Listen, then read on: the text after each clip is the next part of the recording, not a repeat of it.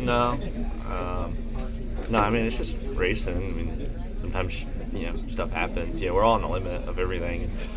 Of all people, right? I'm on the limit of everything. So, it doesn't bother me. I don't really like the whole have to call and do that, have to, apologize on Monday, say whatever, right? Because, I mean, even if you do it intentionally or not, you're never going to say that to the person. So it just kind of just becomes a pony show a little bit. So, if I don't like it, I don't, especially if it's a little weird for me. I've never been on this side of it, But, I mean, I'm just kind of just going through the actions of it. If I don't really like doing it, or I don't like how it is. So, I mean, I appreciate the apology or whatever, but I think we just go race. It's part of it. You were on Dale Jr.'s podcast, and you mentioned you don't have any friends who are drivers. All your friends are not racers. Does that make it a little bit easier to not have to apologize because there's no personal, I guess, attachments or relationships there?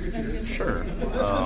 It does. I don't know. I just don't like fakeness. I like genuineness, and I know how I am as a driver, and I think we're all two-faced. So I just might as well just cut it at the cord and know my friends are my friends. I don't.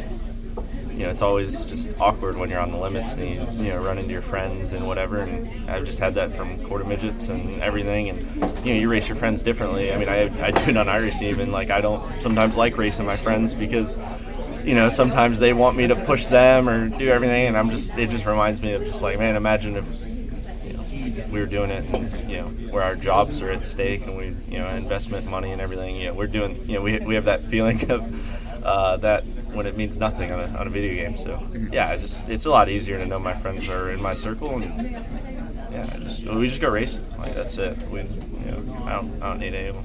And on top of that, with the publicity, people either love you or hate you. But even with the Twitch streams, everything going on, but just having more media exposure, probably this season more than anything else, have you been able to start to balance that more and just drown out the bad noise?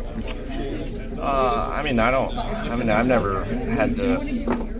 I don't know how to answer that 100% in terms of just like, I'm just glad they're making noise for one, but two, like, I'm not doing anything to move that needle or do anything. I'm just doing all genuine stuff I'd want to do, and if people want to enjoy that or like it or dislike it, that's big for, it's good. It's sustainable for me because I would be doing it if one person was watching or 10,000, or I'd be racing the same way whether 0 people are making noise or not. So the fact they're making noise by what I want to do and what I'm doing is cool. Hopefully we sell t-shirts and we can move the sport forward. But other than that, if I had to pretend to act a certain way or drive a certain way to appease fans, I'd probably hang it up and go find something different. So. I just go race. One thing you do talk about on your Twitch streams and even post on YouTube the Chicagoland video and your level of the sport, what you want to see it to do, see it grow and stuff. Where does that come from? We all grew up race fans, obviously. So where does that come from? Where you have that extra passion for that stuff to see the sport go, especially as a young driver?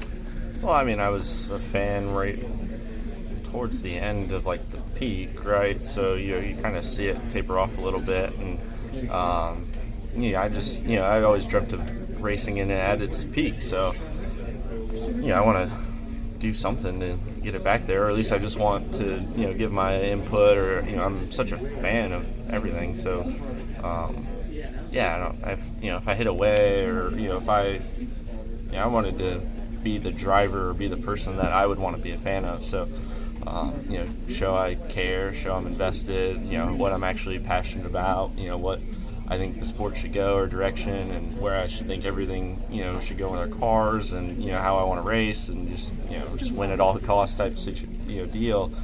That, I don't know. I guess, I disliked a lot of things drivers did when I was a fan, so I don't want to make the same mistakes. Major channel announcement. Do you love NASCAR coverage? Well, as part of Frontstretch building its platform, we're now offering an option for paid subscribers. For just $3.99 a month, you'll be rewarded with exclusive content you can't find anywhere else. Beyond the cockpit interviews as soon as they drop. More of the pit road and bullpen weekend content that keeps you coming back to see the who's who of NASCAR explain all of their on and off track conduct. We'll even be doing some Where Are They Now pieces, taking a look at former drivers and owners that made an impact on the sport. Want more direct contact with your favorite Frontstretch reporters? No problem. We'll give you a chance to communicate directly with monthly Q&As. Your questions are what drives us to find answers. That's why we're here. The best seat at the track and the best view on the net for all of your quality motorsports coverage. Come take the green flag with us.